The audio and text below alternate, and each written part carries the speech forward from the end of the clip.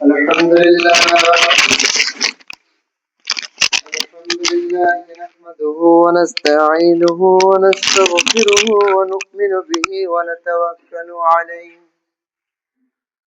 ونعوذ بالله من شرور أنفسنا ومن سيئات أعمالنا من يهده الله فلا مضل له ومن يضلله فلا هادي له ونشهد أن لا إله إلا الله وحده لا شريك له وأشهد أن محمدا عبده ورسوله أما بعد فإن خير الحديث كتاب الله وخير الهدي هدي محمد صلى الله عليه وسلم وشر الأمور محدثاتها وكل محدثة بدعة وكل بدعة ضلالة وكل ضلالة في النار.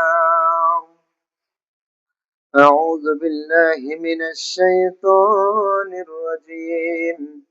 بسم الله الرحمن الرحيم. وقال الله تعالى في كلامه المجيد في فرقانه الحميد. بسم الله الرحمن الرحيم. يوم نقول لجهنم هل امتلأت وتقول هل من مزيد. وقال الله تعالى في موضع آخر ما سلككم في سقر قالوا لم نك من المصلين ولم نك نطعم المسكين.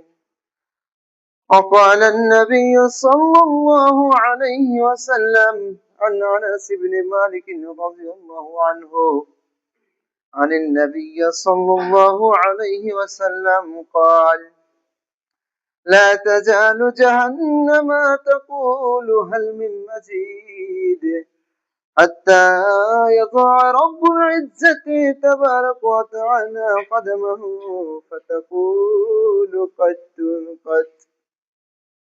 رواه مسلم. আলহামদুলিল্লাহ আলহামদুলিল্লাহ সমস্ত প্রশংসা সমস্ত উপাসনা আরাধনা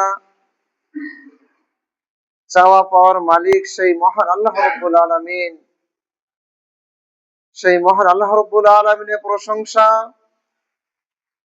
যিনি বিশ্ব জাহানের মালিক, যিনি শুধু কোন শব্দ দ্বারা সবকিছুই সৃষ্টি করেছেন। আসমান জমিনে যা রয়েছে, গ্রহ নক্ষত্র,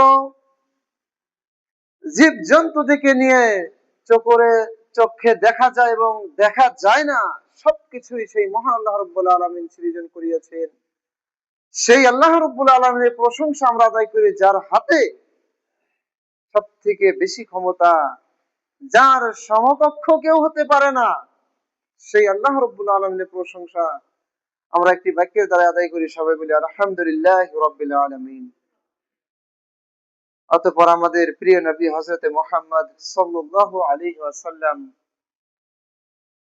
যে প্রিয় থেকে প্রিয়, নবী রাসূলের প্রিয়, যে সমস্ত মানব জাতির প্রিয়, শুধু মানব জাতি নয়, সমস্ত মাখলুকাতের প্রিয়, সেই মহামানব মহাদূত হযরত মুহাম্মদ সাল্লাল্লাহু আলাইহি ওয়াসাল্লাম, তেনার প্রতি আমাদের অন্তরে অন্তঃস্থলে থেকে দরুদ ও সালাম ও শান্তি বর্ষিত হোক। সবাই বলে সাল্লাল্লাহু আলাইহি ওয়াসাল্লাম। সম্মানিত উপস্থিতি, পর্দার আড়ালে থাকা মা ও বোনেরা, কোরআন মাজিদ থেকে একটি আয়াত, দুটি জায়গা থেকে দুটি আয়াত আপনাদের সম্মুখে পাঠ করেছি এবং সহিহ মুসলিম থেকে একটি হাদিস আপনাদের সম্মুখে পেশ করেছি। উক্ত আয়াত ও হাদিস সম্মুখে রেখে আমার ক্ষুদ্র বক্তব্য ইতি করব ইনশাআল্লাহ। মা তৌফিক ইল্লা বিল্লাহ। রব্বিশ রাহ লি সাদরি ওয়া ইয়াসসির লি আমরি ওয়াহলুল উকদাতাম মিন লিসানি ইয়াফকাহু কাওলি। রব্বি জিদনি ইলমা, রব্বি জিদনি ইলমা, রব্বি জিদনি ইলমা। আল্লাহ রাব্বুল আলামিন কোরআন মাজিদ সূরা নাম্বার 50, সূরা কফ, আয়াত নাম্বার 30। আল্লাহ রাব্বুল আলামিন বলেন, ইয়াউমা নাকুলু লিজাহান্নামা হালিম তালাআতি ওয়া তাকুলু হাল মিন মাজিদ। আমি সেই কাল কিয়ামতের দিন জাহান্নামকে জিজ্ঞেস করব, আল্লাহ রাব্বুল আলামিন জাহান্নামকে জিজ্ঞেস করবে, হাল মিন মাজিদ, তুমি কি ভরেছো, তুমি কি সন্তুষ্ট হয়েছো, তোমার কি পেট ভরেছে?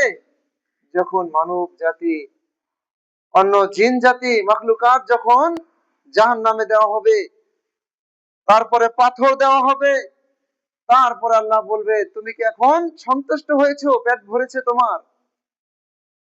জাহান্নাম বলবে, হালমিন মাজিদ, আরো কিছু আছে কি? আল্লাহকে বলবে, আরো কিছু আছে কি আল্লাহ? আমার এখনো পেট ভরেনি, আরো কিছু যদি থাকে সেটাও দাও। রাসূলুল্লাহ সাল্লাল্লাহু আলাইহি সাল্লাম এই প্রসঙ্গে বলতেছেন, জাহান্নাম কেমন ভয়াবহ হবে। জাহান্নাম এমন ভয়াবহ হবে যে জাহান্নামকে রাখার জন্য, বেঁধে রাখার জন্য 70,000টি লাগাম লাগানো থাকবে। যে লাগাম উটে লাগানো হয়, ঘোড়ায় লাগানো হয়, তেমন ভাবে লাগাম দিয়ে বেঁধে রাখা হবে জাহান্নামকে। 70,000টি লাগাম থাকবে, আর সেই একটি করে লাগাম 70,000টি ফেরেশতা ধরে রাখবে। সুবহানাল্লাহ। জাহান্নাম কেমন ভয়ানক, কেমন হিংস্র হবে জাহান্নাম। হিংস্র কেন বললাম? আল্লাহ রাব্বুল আলামিন সূরা নাবায় বলতেছেন, সূরা নাবার মধ্যে আল্লাহ রাব্বুল আলামিন বলতেছেন যে জাহান্নাম আঁঠু পেতে ওট পেতে বসে আছে। আঁঠু ফেলে যেরকম শিকারী শিকার ধরার জন্য অপেক্ষায় থাকে, বাঘ, ভালুক বা হিংস্র প্রাণী যে আঁঠু ফেলে যেরকম বসে থাকে, অর্থাৎ এক নজরে সেরকম ভাবে জাহান্নাম রয়েছে। আল্লাহ রাব্বুল আলামিন জাহান্নামকে কেমন ভাবে রেখেছে? শিকার ধরার জন্য। জাহান্নামে আসবে, শ্বাস শ্বাসে খেয়ে ফেলবে, এরকম। এই জন্য জাহান্নামকে বেঁধে রাখা হয়েছে 70,000টি লাগাম দিয়ে, আর একটি করে লাগাম 70,000 ফেরেশতা ধরে রাখছে। আর সেই জাহান্নামকে সেভাবেই টেনে হেঁচড়ে কিয়ামতের দিন উপস্থিত করানো হবে। সমস্ত জনবহলের সম্মুখে সেই জাহান্নামকে নিয়ে আসা হবে। জাহান্নামের গর্জন হবে, এমন গর্জন যে গর্জন কিয়ামতের এক প্রান্ত থেকে নিয়ে আরেক প্রান্ত পর্যন্ত শোনা যাবে। সবাই শুনতে পারবে জাহান্নামের গর্জন। আর সেই গর্জনে জাহান্নামীরা হতাশ হয়ে যাবে, বিচিত্র হয়ে যাবে, তারা অস্থির হয়ে যাবে। যারা সত্যিকারে বদামল করেছে জাহান্নামী হবে। সেখান থেকে পরিচয় পাওয়া যাবে যে কাদের আমল নামা বাম হাতে চলে আসবে, কাদের কপালে দুঃখ রয়েছে, সেখান থেকেই বোঝা যাবে। নবী সাল্লাল্লাহু আলাইহি ওয়াসাল্লাম বলে গিয়েছে, আল্লাহ কোরআনে বলেছে, আমরা জানি এটা জাহান্নামের গর্জন হবে। তারপরে তারা আল্লাহর কাছে পানা চাবে, কিন্তু জাহান্নামীরা পানা চাওয়ার জন্য কি বলবে? এমন কোন শব্দ নাই তারা পানা চাবে। তাদের একটি শব্দ থাকবে, যেটা কবরে বলবে, লা আদরি, আমি কিছুই জানি না। তাদের মুখ দিয়ে কোনো কিছু বেরই হবে না। সাহায্য চাওয়ার জন্য অনেক দৌড়াদৌড়ি করবে, আত্মীয়ের নিকটে যাবে, আত্মীয় স্বজনের নিকটে যাবে, নবী রাসূলের নিকটে যাবে, কেউ তাদেরকে সাহায্য করতে পারবে না। এ বিষয়ে বলেছিলাম আমি লাস্ট, হযরত মুহাম্মদ সাল্লাল্লাহু আলাইহি ওয়াসাল্লাম তিনি শাফাআত করবেন, কিন্তু এক শ্রেণীর লোককে শাফাআত কখনোই করবে না, যারা জানার পরেও শিরিক করেছে, যারা বোঝার পরেও আল্লাহর সাথে অন্যকে স্থাপন করেছে, সংস্থাপন করেছে, কবরকে সিজদা করেছে, মূর্তিকে সিজদা করেছে, প্রতিনিয়ত শিরিক করছিল, তারা কখনোই সেই জাহান্নাম থেকে পরিত্রাণ পাবে না। এটাই সর্বশেষ দল, যাদের জন্য আল্লাহ রাব্বুল আলামিন স্বয়ং মুহাম্মদ সাল্লাল্লাহু আলাইহি ওয়াসাল্লামকে বলবে, তোমার জন্য আর শাফাআতের দরজা খোলা নেই, বন্ধ। 3টি ধাপে মানুষকে জাহান্নাম থেকে বের করে জান্নাতে নেওয়া হবে। লাস্ট একটি দল থাকবে, এটা হলো সেই দল যারা কোরআনকে মানতো না, যারা আল্লাহকে মানতো না, যারা নবীকে মানতো না, সব জানার পরেও তারা ঈমান আনতো না। বলছিলাম জাহান্নাম কেমন ভয়াবহ হবে। 70,000টি লাগাম বাঁধা থাকবে, একটি লাগাম 70,000 ফেরেশতা ধরে রাখবে। এইভাবে 70,000টি লাগাম। একটু চিন্তা করে দেখেন জাহান্নাম কিরকম ভয়াবহ হবে। রাসূলুল্লাহ সাল্লাল্লাহু আলাইহি ওয়াসাল্লাম বলছেন, হাদিসটি হযরত আনাস বিন মালিক রাদিয়াল্লাহু আনহু তিনি বর্ণনা করতেছেন, রাসূলুল্লাহ সাল্লাল্লাহু আলাইহি ওয়াসাল্লাম বলেছেন, লা তাজালু জাহান্নামা তাকুলু হাল মিন মাজিদ। যখন জাহান্নাম বলবে আরো কিছু আছে কি, তখনও সে আমার পেট ভরেছে, এখন আর কিছু লাগে না। কাত্তুন শব্দের অর্থ হয়েছে, আল্লাহ সারেন্ডার করে, যে একদম পরিপূর্ণ হয়ে গিয়েছি আমি, আর কিছু লাগে না আমার। যখন আল্লাহর পা যখন নামিয়ে দেওয়া হবে, পা মোবারক যখন নামিয়ে দিবে, এর আগ পর্যন্ত জাহান্নাম অস্থির থাকবে। তখন জাহান্নাম সুস্থ হয়ে যাবে, যা তার মধ্যে ফেলা হয়েছে সেগুলো সে শাস্তি দিতে থাকবে। যে হুকুম মোতাবেক তাকে বানানো হয়েছে, উল্টে উল্টে তাদেরকে জাহান্নামীদেরকে শাস্তি দেওয়া হবে। আল্লাহ রাব্বুল আলামিন অপর জায়গায় বলেন যে জাহান্নামীরা যখন কি করবে, আল্লাহ রাব্বুল আলামিন বলতেছেন, ওয়াসিকাল্লাযিনা কাফারু ইলা জাহান্নামা জুমারা। যখন কাফেরদেরকে জাহান্নামের দিকে হাঁকিয়ে নেওয়া হবে, অর্থাৎ যেরকম ভাবে গরু মহিষ হাঁকিয়ে নেওয়া হয়, রাখালেরা যেরকম ভাবে দৌড়িয়ে নিয়ে যায়, তদ্রূপ সেই পশুর ন্যায় জাহান্নামীদেরকে নেওয়া হবে। হাত্তা ইযা জাউহা, যখন তারা পৌঁছে যাবে, ফুতিহাত আবওয়াবুহা, জাহান্নামের দরজা খুলে দেওয়া হবে। যখন মানুষ পৌঁছে যাবে, জাহান্নামীরা কাফেরেরা জাহান্নামের নিকটে, জাহান্নামের দরজা খুলে দেওয়া হবে। এটা বলবে সেই জাহান্নামের দ্বাররক্ষীরা, ফেরেশতারা বলবে, হাত্তা ইযা জাউহা ফুতিহাত আবওয়াবুহা ওয়া ক্বালা লাহুম খাযানাতুহা, তারা বলবে তোমাদের নিকটে কি কোনো নবীগণ এসেছিল না, কোনো আল্লাহর দূত এসেছিল না, যারা তোমাদেরকে এই বিষয়ে বাধা দিয়েছিল যে এরকম কাজ করিও না, জাহান্নামে আসতে হবে, জাহান্নামের ভয় কি তোমাদেরকে দেখায় নেই? তারা এই রূপ বলার পরে আয়াত নম্বর 65 মধ্যে আল্লাহ বলতেছেন যে আজকে আমি সেই মানুষদেরকে আমি মুখে মোহর মেরে দেব। আল ইয়াউমা নাখতিমু আলা আফওয়াহিহিম ওয়া তুকাল্লিমুনা আইদিহিম ওয়া তাশহাদু আরজুলুহুম বিমা কানু ইয়াকসিবুন। আজকে আমি তাদের মুখটা বন্ধ করে দিব। ওয়া তুকাল্লিমুনা আইদিহিম, তাদের হাত কথা বলবে। ওয়া তাশহাদু আরজুলুহুম, তাদের পা আমাকে সাক্ষী দিবে। বিমা কানু ইয়াকসিবুন, যা কিছু তারা দুনিয়ায় করেছিল। তাহলে কোথায় পালাবেন? কোন দিকে আপনি যাবেন? নবী রাসূলের শাফাআত পাবো না, আল্লাহর পক্ষ থেকে কোনো রহমত, কোনো সুপারিশ, কোনো ইহসান কিচ্ছু পাবো না। যদি আমি দুনিয়ায় জানার পরে ঈমান আনি নাই, নামাজ রোজা করি নাই, আল্লাহর হুকুম মানি নাই, অমান্য করে চলেছি, এরকম ভাবে আমাদের সাথে সুলুক করা হবে, আমাদের সাথে এরকমই ব্যবহার করা হবে। এখানে তো আল্লাহ ভালোভাবে পেশ আসতেছেন, ভালোভাবে জাহান্নামীদেরকে বলতেছেন। কোন কোন জায়গায় জাহান্নামীদেরকে এমন ভাবে আল্লাহ বলেছেন, অপমান করে তাদেরকে জাহান্নামে নিয়ে যাওয়া হবে। শুধু জাহান্নামে যে দিবে তা নয়, এমন অপমান করবে। আল্লাহ বলতেছেন সূরা হাক্কার মধ্যে, আল্লাহ বলতেছেন যে খুযুহু ফাগুল্লুহু, তাদেরকে ধরো। যখন জাহান্নামের ফয়সালা হয়ে যাবে, এরা জাহান্নামী, এই দল জাহান্নামী, আল্লাহ রাব্বুল আলামিন তৎক্ষণাৎ হুকুম করবে, তাদেরকে ধরো, ফাগুল্লুহু, তাদের গলায় পরাও। হ্যাঁ, সুম্মাল জাহিমা সাল্লুহু, ফাগুল্লুহু সুম্মাল জাহিমা সাল্লু, তাদের গলায় ছেকল পরাও। সুম্মাল জাহিমা সাল্লুহু, তাদেরকে জাহান্নামে টেনে নিয়ে যাও। অপমান করে জাহান্নামে নিয়ে যাওয়া হবে। শুধু জাহান্নামে এমনি নিবে তা নয়, আদর করে ভালোভাবে এভাবে নয়, টেনে হেঁচড়িয়ে নিয়ে যাওয়া হবে। আমি একটু আগে বললাম যে ওয়াসিকাল্লাযিনা কাফারু হাত্তা ইযা জাউহা, কাফেরদেরকে হাঁকিয়ে নিয়ে যাওয়া হবে গরুর ন্যায়। কেন বললাম এখানে হাঁকিয়ে, মানে খেদিয়ে নিয়ে যাওয়া হবে। কেউ কি যাইতে চাবে সেই ভয়াবহ জায়গায়? কি কেউ যাইতে চাবে না? তাদেরকে ফেরেশতা দিয়ে দৌড়িয়ে নিয়ে যাওয়া হবে, যেরকম ভাবে পশু, মহিষ গরু যেভাবে নিয়ে যাওয়া হয়, দলে দলে দলে নিয়ে যাওয়া হবে জাহান্নামের দিকে। অপমান সবাই দেখবে।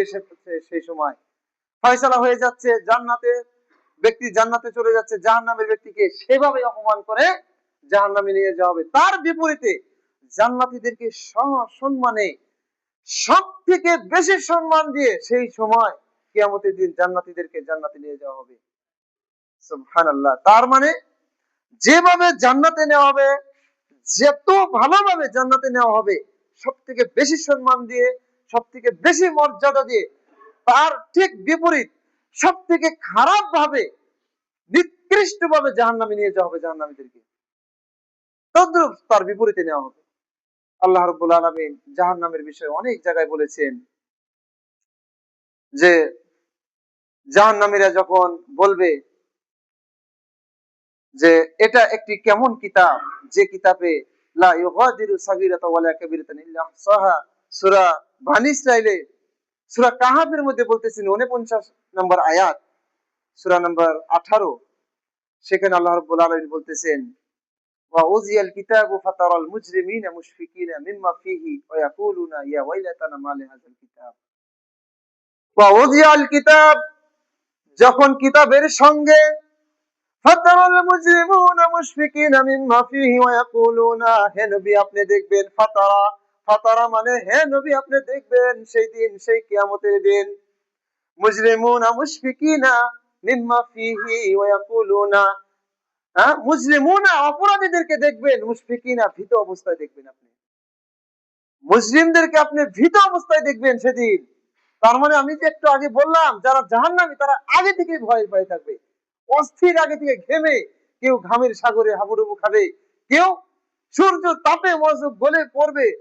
জাহান্নামীরা যারা আগে থেকে তাদেরকে নিশানা করে দেওয়া হবে এরা জাহান্নামী হবে, হিসাবের আগেই বোঝা যাবে। কিছু কিছু আলামত, কিছু কিছু আলামত দুনিয়ায় দেখায় আল্লাহ রাব্বুল আলামিন।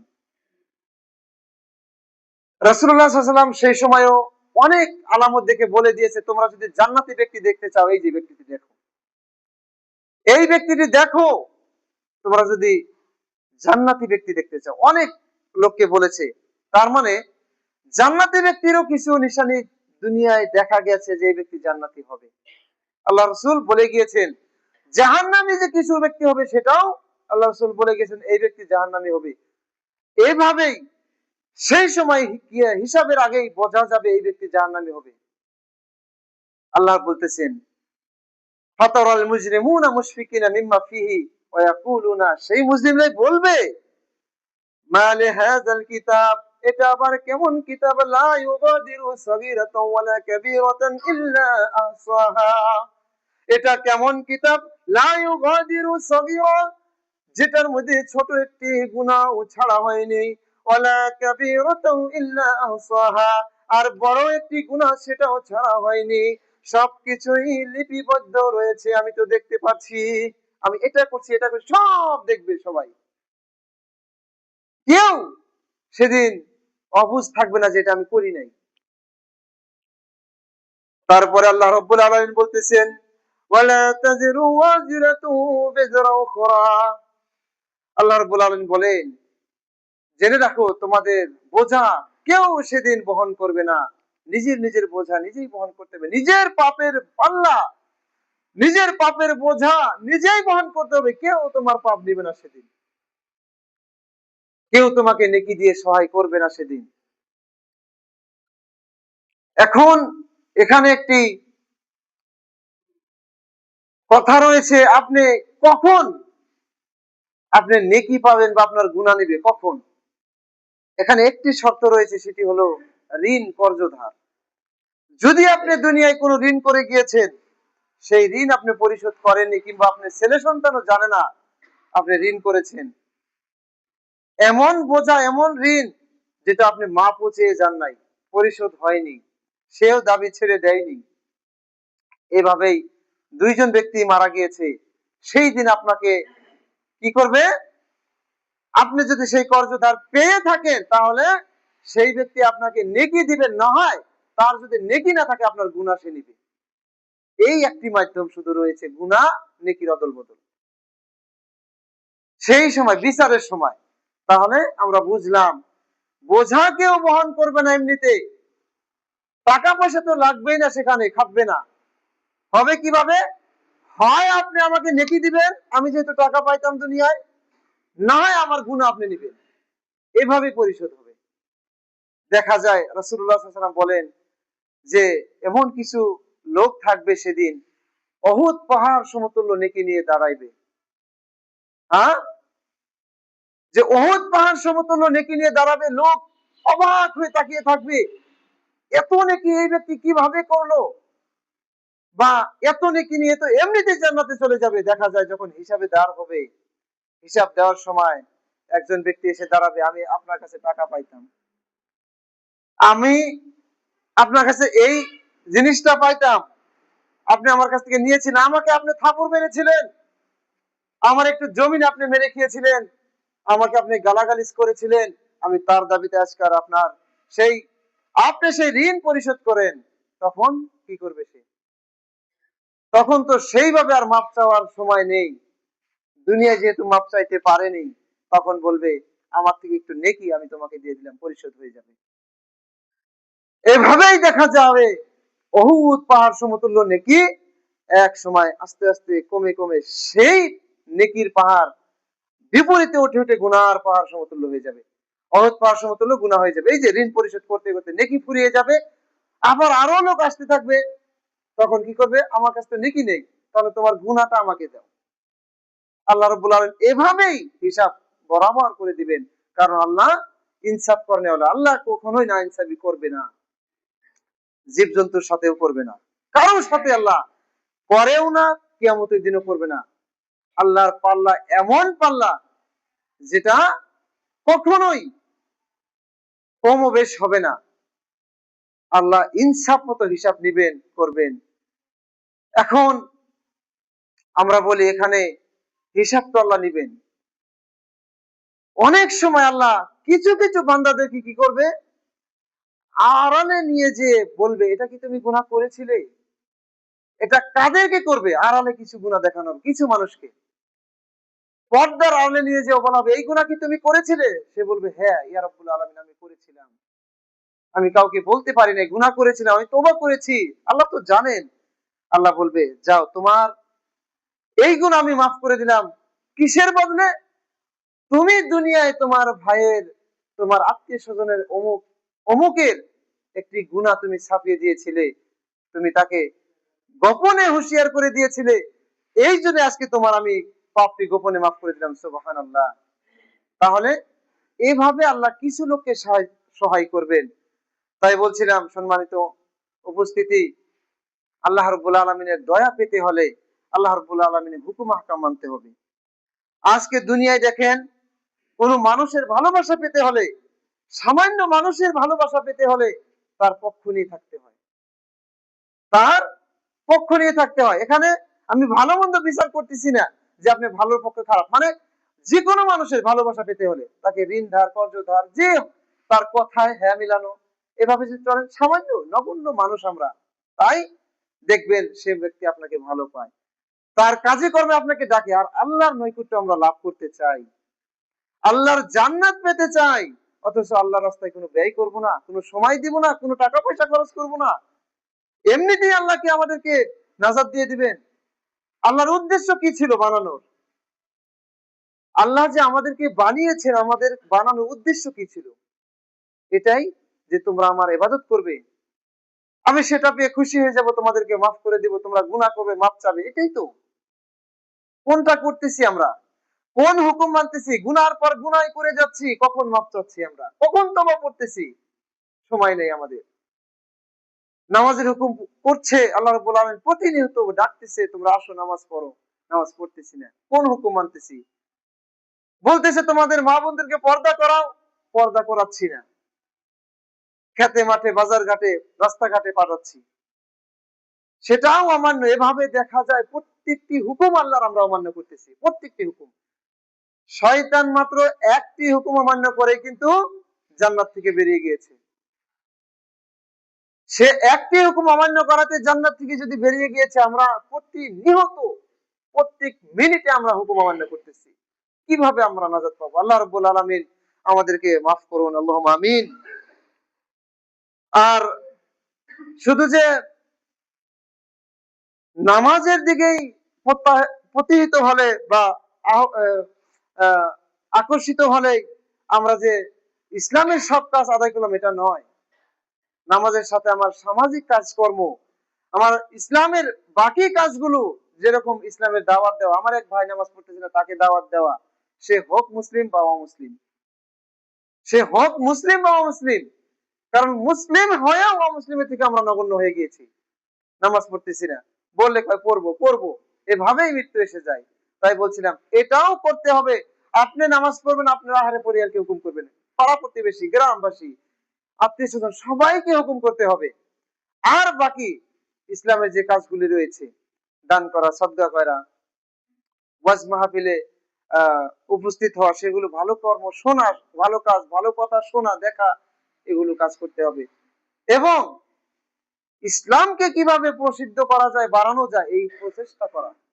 রাসূলুল্লাহ সাল্লাল্লাহু আলাইহি ওয়াসাল্লামের জামানায় যদি সাহাবারা ভাবতো যে আমরা শুধু নামাজ রোজা করে জান্নাত পেয়ে যাব, যদিও তারা জান্নাত দুনিয়ায় পেয়ে গিয়েছে, হ্যাঁ, যারা আশারা মুবাশশারা যাদেরকে বলা হয় 10 জন সাহাবী জান্নাত প্রাপ্ত দুনিয়ায়, তারপরও তারা কি করেছে, তারা কিন্তু ইসলামটাকে প্রসিদ্ধ প্রসার করেছে, প্রসার করেছে, সারা পৃথিবীতে ছড়িয়ে দিয়েছে।